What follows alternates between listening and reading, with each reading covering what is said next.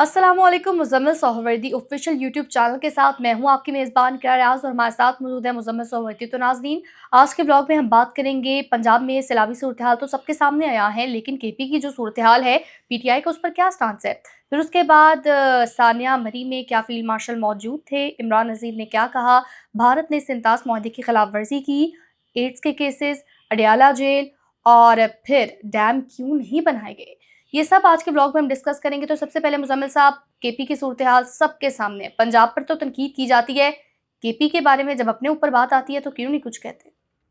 देखिए, बात ये है कि पंजाब में सैलाब आया।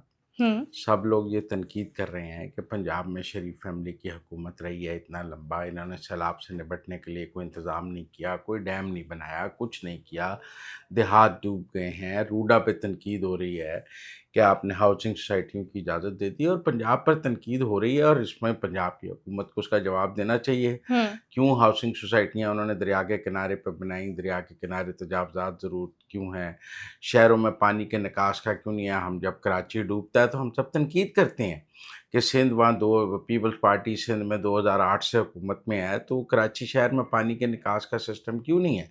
फिर कंपेयर होता है कि लाहौर में बेहतर सिस्टम है पानी निकालने का। देखिए, अब पेशावर में आज बारिश हुई है, पेशावर पूरा डूब गया है। बिल्कुल। अब हम ये कहें कि आप 2013 से 13 साल हो गए हैं तहरीक इंसाफ को केपी में हुकूमत करते हुए, वो एक पेशावर शहर का निकासी आपका सिस्टम नहीं बना सके कि वहाँ बारिश आए तो पानी निकल जाए। देखिए ना, फिर मुआवजना होगा। आप ज़रूर पंजाब पे तनकीद करें, हम पंजाब पे तनकीद में आपके साथ हैं, और हम सिंध पर तनकीद में जब कराची के ऊपर के हवाले से तनकीद होती है तो हम आपके साथ हैं। लेकिन कहीं ना कहीं पीटीआई को पेशावर का भी तो जवाब देना है ना, कि आपकी 13 साल से पेशावर में हुकूमत है, तीसरी हुकूमत है, तीसरा वज़ीर आला है, मुसलसल हुकूमत है।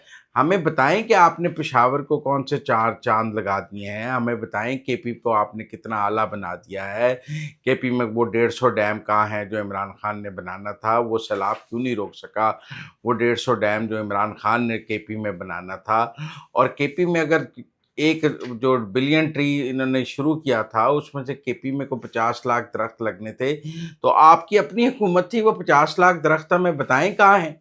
हम्म। चलें जी, सिंध में नहीं लग सके, इमरान खान की हुकूमत नहीं मानी, पीपल्स पार्टी बड़ी बुरी थी। बलूचिस्तान में नहीं लग सके, पंजाब में अब उस्मान बुज़दार ने लगाए, मरियम नवाज ने आके सारे दरख्त कटा दिए जी, हमने मान लिया। हम्म। भाई, पेशावर के केपी के दरख्त तो वहीं खड़े होने चाहिए ना, बिलियन ट्री के। वो तो नहीं किसी ने काटे, वो भी पंजाब से शरीफ फैमिली ने जाके केपी के दरख्त काट दिए बिलियन ट्री के। तो कहीं ना कहीं केपी में वो मॉडल तो हमें दिखा दें जो आपने गुड गवर्नेंस का, करप्शन फ्री पाकिस्तान का और बेहतरीन हुकूमत का हमें दिखाना था, वो हमें केपी में दिखा दें कि देखें जी, पेशावर का निकासी आप कितना अच्छा है, केपी की तालीम कितनी अच्छी है, केपी का इंफ्रास्ट्रक्चर कितना अच्छा है, केपी की पर कैपिटा देखें। तो बात यह है कि कहीं ना कहीं उस सूबे में कुछ तो तरक्की करके हमें दिखा दें। अगर कराची डूबा है और पेशावर भी डूब गया है तो फिर हमारे लिए तो पीपल्स पार्टी और पीटीआई एक बराबर है। मुजम्मिल साहब, बेहतर है लाहौर, लाहौर नहीं डूबा उस तरह, लाहौर शहर तो नहीं डूबा, लेकिन वो रूडा वाली सोसाइटियां डूबी हैं। रूडा के बेनिफिशियरी तो खान साहब थे ना। मुजम्मिल साहब, एक और सवाल के सीएम केपी तो कहते हैं कि अगर दूसरे सूबों को हमसे फंड्स चाहिए तो हम दे देंगे, सीएम केपी क्यों नहीं मानते। सीएम केपी को कहें पेशावर पे लगा दें वो फंड्स, वो बुनीर में लगा दें, सवात में लगा दें, वो दरियाए सवात की तजावज़ात हटाने पे लगा दें, कुछ दरिया के इर्द गिर्द जो है वो पक्का करके, कुछ थे पक्के करके कि पानी बाहर ना आए, उस पर लगा दें, बंद बना दें। वो कोई केपी को सेव कर रहे हैं ना। बुनीर का आज फिर बारिश हुई है तो आपने हाल देख लिया है। तो टेक्निकल मैं ये कह रहा हूँ कि हमें चारों सूबाई हुकूमतों को कटहरे में खड़ा कर देना चाहिए और उनको मुलज़म के तौर पे कटहरे में खड़ा करना चाहिए। लेकिन हमें ये भी तो देखना है ना कि चलो जी, नून वालों का ये मौक़िफ़ है कि बीच में उस्मान बुज़दार की हुकूमत आ गई, वो तबाही कर गई। लेकिन पीपल्स पार्टी और पीटीआई दोनों हम्म। सिंध और केपी के हवाले से तो ये नहीं कह सकते दरमियान में किसी की हुकूमत आई है। हम्म। वो तो मुसलसल हुकूमत में है। तो इन दो सूबों में तो आपको पीपल्स पार्टी की कारकर्दगी देखनी है, सिंध देख लें, पीटीआई की कारकर्दगी देखनी है, केपी देख लें। आपको दोनों दोनों पार्टियों का मिजाज की कारकर्दगी सामने आ जाएगी। बारिश में, सैलाब में, हर जगह दोनों की कारकर्दगी हमारे सामने है। आज पेशावर डूबा हुआ है। अगर कराची डूबने पे शोर है तो पेशावर डूबने पे शोर क्यों नहीं है। पेशावर डूबा है, वहाँ आज उन्होंने मुअत्तल कर दी है वो जो बस चलाते हैं, वो बीआरटी बीआरटी वगैरह। बंद की हुई है, शहर में पानी खड़ा हुआ है, तो वो भी तो कहीं जवाब नहीं है ना कि वो एक शहर पेशावर नहीं बना सके। मुज़म्मिल साहब, आपको क्या लगता है कि इतनी शर्मिंदगी के बाद क्या वो कोई इक़दामात करेंगे? मेरा ख्याल है कैपेसिटी नहीं है पीटीआई की गवर्नेंस की। मैं कोई इतना पुरुमीद नहीं हूँ कि गंडापुर से या, लेकिन उन्होंने क्या वज़ीर आला दिए हैं सूबों को? हुँ। महमूद खान, परवेज़ खटक, गंडापुर, तीनों गवर्नेंस में ज़ीरो। पंजाब को क्या दिया? उस्मान बुज़दार। आप सिर्फ किसी पार्टी का सिलेक्शन से ही पता लग जाता है कि उसकी गवर्नेंस मॉडल क्या है। पीटीआई में इमरान खान वज़ीर आला इसलिए नहीं लगाते कि वहाँ कोई बेहतरीन उन्होंने हुकूमत बनानी है, गवर्नेंस बेहतर बनानी है। हुँ। वो तो डमी वज़ीर आला लगाते हैं या अपना लॉयर लगाते हैं। टेक्निकल बात ये है कि गवर्नेंस का तो कोई बेहतरीन मॉडल, वो कहें जी मैंने बड़ा पीएचडी पढ़ा हुआ, बाहर का पढ़ा हुआ वज़ीर आला लगा दिया और देखें केपी को कहाँ ले गया। उन्होंने अपने डमी लोग लगाए, वही आज भी लगे हुए हैं, पहले भी लगे हुए हैं, तो दूसरी सियासी जमातों को ताने देने की क्या ज़रूरत है जब आप खुद भी इस हमाम में नंगे हैं। यानी सूरत-ए-हाल वहाँ पर तब्दील होती हुई आपको नहीं नज़र आ रही। आगे बढ़ेंगे, अब आपसे जानना चाहूँगी, ये सानिया मरी लंदन प्लान वालों ने कराया है। आपको क्या लगता है कि फ़ील्ड मार्शल हाफ़िज़ सैयद आसिम मुनीर साहब जो थे, वो मुलाकात में क्या मौजूद थे? नहीं, मेरा नहीं ख्याल।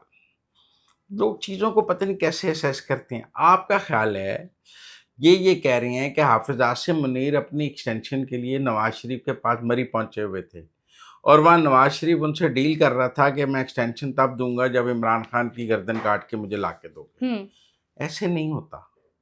ना आसिम मुनीर अपनी एक्सटेंशन के लिए खुद नवाज शरीफ के पास जाएगा, ना नवाज शरीफ आसिम मुनीर से बात करने के लिए खुद टेबल पे बैठेगा।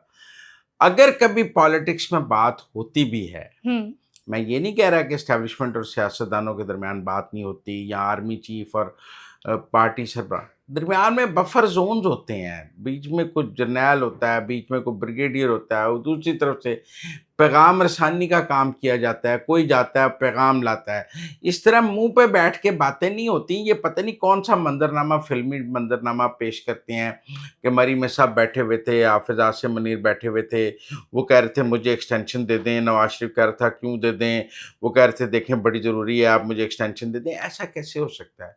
बियॉन्ड परसेप्शन है ऐसा कोई माहौल। हुँ। मैं नहीं समझता कि आसिम मुनीर और नवाज़ शरीफ या शहबाज शरीफ या मरी में कोई ऐसी मुलाकात या मीटिंग हुई है। इम्पॉसिबल है। पीटीआई का प्रोपेगेंडा है। पहले वो कह रहे थे कि एक्सटेंशन नहीं होगी, फिर वो कह रहे थे अब नवाज़ शरीफ मान गया है। रोज़ एक कहानी बनाते हैं, दूसरे दिन उसको उल्टा देते हैं। आईएसपीआर अपने ज़राए से वज़ाहत कर चुका है, आईएसआई अपने ज़राए से जर्नलिस्टों को वज़ाहत कर चुकी है कि 28 नवंबर 2027 तक उन्हें किसी एक्सटेंशन की ज़रूरत नहीं है। कानून अमल में आ चुका है। ये फ़ौज का वाज़ेह मौक़िफ़ है कि उनके चीफ़ को किसी एक्सटेंशन की ज़रूरत नहीं है। जब वो ये समझते ही नहीं है कि उन्हें एक्सटेंशन की ज़रूरत है, तो वो किसी से बात क्यों करेंगे? जब हुँ। हुकूमत भी ये प्राइम मिनिस्टर भी ये समझता है कि मैंने कानून बना दिया हुआ है, तो बात क्यों करेंगे? लिहाज़ा मेरा ख़्याल है कि ये सिर्फ़ जो है ना व्यूज़-श्यूज़ बढ़ाने का यूट्यूबर्स का चक्कर है। या इसका हकीकत प्रोपेगेंडा, ये मनगढ़ंत कहानियाँ। इसका हकीकत से कोई ताल्लुक नहीं। मैं नहीं मानता आसिम मुनीर और नवाज़ शरीफ, शहबाज शरीफ, मरीम नवाज़ मरी में इकट्ठे बैठे होंगे। Next to impossible. ऐसी कोई मीटिंग होती तो प्राइम मिनिस्टर हाउस में होती। हुँ। ऐसी कोई मीटिंग होती तो किसी ऑफ़िशियल जगह पे होती। ऐसी मीटिंग को प्राइवेट तो चले, प्लेसेस हमारे में नहीं। नाज़रीन को ये तो क्लियर हो गया है कि ये बस मनगढ़ंत कहानियाँ बना रहे हैं। डेली कोई नया बयानिया बनाते हैं, फिर अगले दिन उसको उल्टा देते हैं, नई नई स्टोरी ले आते हैं। मुज़म्मिल साहब, भारतीय आबिजारियत के बारे में आपकी राय जानना चाहूँगी। क्या वाक़ई भारत ने आबिजारियत की है? सूबाई वज़ीर इमरान नज़ीर ने तो कहा है कि सिंध-ताज़ मुआहदे की खिलाफ़वर्ज़ी की गई है इंडिया की जानिब से, ऑफ़िशियली नहीं बताया गया और हमें तो हमारे मीडिया ने ये बात बताई है कि जो हाई कमीशन है ना, उसके ज़रिए 4 बार अलर्ट किया गया। इस पे अलीमा खान का स्टांस भी सामने है। आप क्या कहेंगे इस बारे में? देखिए, ये तो दुरुस्त है कि फ़ॉरेन ऑफ़िस ने भी तस्दीक की है कि हुँ। उन्होंने 4 बार पानी आने का अलर्ट दिया है। हुँ। ये भी दुरुस्त है कि जो इंडस वाटर ट्रीटी के तहत जो तरीक़ाकार है एक दूसरे के साथ मालूमात शेयर करने का, उस तरीक़ाकार से मालूमात शेयर नहीं की गई। मतलब इंडस वाटर ट्रीटी में तो कमिश्नर्स हैं, डाटा एक्सचेंज होता है, पानी एक्सचेंज होता है, हर चीज़ हर वक़्त एक दूसरे से राब्ते में होते हैं, तो वो नहीं है। ये ज़रूर उससे है कि इंडिया ने इनकम्प्लीट इन्फॉर्मेशन पाकिस्तान को दी हो, बस कहा हो कि जी पानी आ रहा है, सैलाब का ख़तरा है और कोई ऑफ़िशियल डाटा हमारे साथ रिलीज़ ना किया हो और जो इंडस वाटर ट्रीटी का तरीक़ाकार है, उस पर अमल नहीं किया होगा, ये बात ठीक है। उन्होंने गोंगलों से मिट्टी चढ़ाने के लिए अपने एम्बेसी के जरिए अलर्ट भी दिया है और वो इनकम्प्लीट अलर्ट दिया है। लेकिन टेक्निकल बात यही है कि इंडिया ने जो उसके पास ज़्यादा पानी था, जो उसके डैम भर गए थे, उसने वो डैमों से पानी छोड़ना ही छोड़ना था। बताकर छोड़ता या बताए बगैर छोड़ता, पानी तो उसने छोड़ना ही छोड़ना था। अगर इंडस वाटर ट्रीटी अमल में भी होती तो उसने ये पानी छोड़ना ही छोड़ना था। उसके पास पानी ज़्यादा था, हमारे पास इस पानी को संभालने का कोई तरीकाकार मौजूद नहीं था। पाकिस्तान की हुकूमत को उस पर काम करना चाहिए कि अगले साल अगर वो पानी छोड़े तो हमने क्या करना है। इस वक्त मेरा ख्याल है हम इंडिया को ये मजबूर नहीं कर सकते कि वो पानी ना छोड़े, पानी उसने छोड़ना ही छोड़ना है। लेकिन आपको नहीं लगता एक प्रॉपर चैनल के थ्रू उनको कम्युनिकेशन करनी चाहिए थी? बिल्कुल करनी चाहिए, मैं मानता हूँ कि चले जी वो बता देते कि 2 लाख क्यूसिक फिका करना तो था ही, बता ही देते। अच्छा फर्ज कर लें अगर वो 4 दिन पहले हमें बताते, 6 दिन पहले कि जी अगले मंगल को हम 2 लाख क्यूसिक फिक छोड़ देंगे, तो ये पाकिस्तान की हुकूमत के पास 2 लाख क्यूसिक फिक 2.5 लाख क्यूसिक फिक का कोई स्टोरेज मौजूद था, हम वो पानी चैनलाइज कर सकते थे। हुकूमत क्यों नहीं कुछ हम तो बारिश का पानी नहीं चैनलाइज कर सकते, तो उनका छोड़ा हुआ पानी दरियाओं में कैसे चैनलाइज करते। या तो किसी शहर में 2 घंटे ज्यादा बारिश हो जाए, वो शहर डूब जाता है, तो अगर इंडियंस ने अपने डैम से पानी छोड़ने का हमें बता भी देते तो हमने कौन सा संभाल लेना था। जो हमारी अपनी नालायकी है, हमें उसके ऊपर ज्यादा तवज्जो देनी चाहिए और दुश्मन के ऊपर को ब्लेम कम करना चाहिए। इंडिया ने पानी छोड़ा, नहीं बताया, ठीक है, लेकिन इंडिया पानी छोड़ेगा। मुसलसल क्लाइमेट, अगर अगले साल 22% बारिशें ज्यादा हैं तो अगले साल 22% ज्यादा पानी होगा। साल में तैयारी करनी है, कर लें, नहीं करेंगे तो इससे बुरा हाल होगा। मुज़म्मिल साहब, इस सैलाब के दौरान हमने एक चीज़ देखी है कि बार बार बहस हुई कि डैम क्यों नहीं बनाए गए। कुछ हुकूमती ओहदेदारों ने डैमों की ज़रूरत के बयान तो दिए हैं, लेकिन अगर देखा जाए ऑन ग्राउंड रियलिटी तो इस दफ़ा बड़ा जो सैलाब है वो मशरकी दरियाओं रावी, सतलुज, ब्यास की वजह से आया है। क्या उन पर डैम बनाए जा सकते थे, हैं या बनाए जाएंगे? देखिए मेरी बात सुने, सवाल ये है कि अगर रावी में को 3.25 लाख क्यूसिक पानी आ जाए तो फिर आपने एक बंदोबस्त तो करना है ना कि वो पानी तबाही बिछाए बगैर समुंदर में चला जाए। फिलहाल तो हमें ये इंतजाम करना है। झेलम में पानी आया है, वो पानी समुंदर में तबाही के बगैर पहुंचाना है या नहीं पहुंचाना है। आप कहते हैं जी डैम नहीं बनाने, स्टोर नहीं करना। मैं कहता हूं जो 3 लाख क्यूसिक फुट का पानी है उसको समुंदर तक पहुंचाना है कि वो तबाही ना मचाए। अब वो समुंदर तक पहुंचाना है, सारा मैदानी इलाका पंजाब सिंध गुजार के उसने समुंदर में गिरना है। तो हमें यहाँ तो उसको चैनलाइज करना होगा, उसको स्टोर करना होगा, उसका बहाव कम करना होगा, जो भी करना है। इसके लिए प्राइम मिनिस्टर ने कहा है कि ये सैलाब के बाद एक जामिया मीटिंग होगी, इजलास होगा, देंगे जो बनानी पड़ेगी। मतलब इस बार चुनाव 2,73,000 था चनाब में, इधर 2 लाख से ऊपर था रावी में। अगर ये हर साल 2 साल बाद आना है तो डैम बनाने हैं या नहीं बनाने, इतने पानी को संभालना तो है ना। क्या हर साल पता नहीं नहरें बनानी है, डैम बनाना है, कुछ नहीं बनाना, फिर भी पानी को तबाही से तो बचना है ना। सही है कि आप पंजाब क्या फैसला करे कि जी उसने डैम भी नहीं बनाना, नहरें भी नहीं बनानी, लेकिन हर साल तबाही बर्दाश्त करनी है। ये तो आप पंजाब को मजबूर नहीं कर सकते कि भाई पंजाब तुमने डैम भी नहीं बनाना, पंजाब तुमने नहर भी नहीं बनानी, पंजाब हर साल सैलाब आएगा तुमने तबाही बर्दाश्त करनी है। ये कैसे हो सकता है? पंजाब कुछ ना कुछ तो पंजाब ने करना है। इसी तरह दरियाए सवात पे पानी आ रहा है, तो केपी ने अगर डैम नहीं बनाना, नहर नहीं बनानी, तो उस पानी को संभालना है, उसको तरीके से आगे गुजारना है, क्या करना है उसका कोई मैकेनिज्म तो हुकूमत पाकिस्तान ने बनाना है कि पानी आएगा, तबाही मचाएगा, बंदे मरेंगे, सब कुछ होगा, ना हमने नहर बनानी ना डैम बनानी, तबाही करानी है। ये तो नहीं हो सकता। मुज़म्मिल साहब, जिस तरह भी आपने बताया कि वज़ीर-ए-आज़म ने कहा है, मोहम्मद शहबाज शरीफ की जानिब से कहा गया है कि अब इस सैलाब की तबाहकारियों के बाद में ये जब सारा पानी चला जाएगा तो फिर कोई ना कोई हिकमत अमली बनाई जाएगी कि अगले साल अगर 22% से ज़्यादा बारिशें होनी है तो कैसे उससे कोप अप करना है। आपको क्या लगता है कि ये सिर्फ लफ्जी होगी या वाकई तो डिपेंड करता है। मेरा ख्याल है वो हर सूबों को उनके टारगेट्स दे दें कि आप पंजाब को ये करना चाहिए, सिंध को ये करना चाहिए, केपी को ये करना चाहिए, बलूचिस्तान को, आज़ाद कश्मीर को और गिलगित को। जो कर ले ठीक है, जो ना करे उसका भी भला, जो कर ले उसका भी भला। वफाकी हुकूमत को अपनी जिम्मेदारी नहीं लेनी चाहिए, उसको सूबों को गाइड करना चाहिए, एक प्लान देना चाहिए कि देखें ये पानी का मसला है, आप पानी इतना अगर इतना पानी हो तो ऐसे कर लें, एक गाइडेंस तो दी जा सकती है, एक नेशनल पॉलिसी तो बनाई जा सकती है, क्योंकि दरिया मुश्तरका है।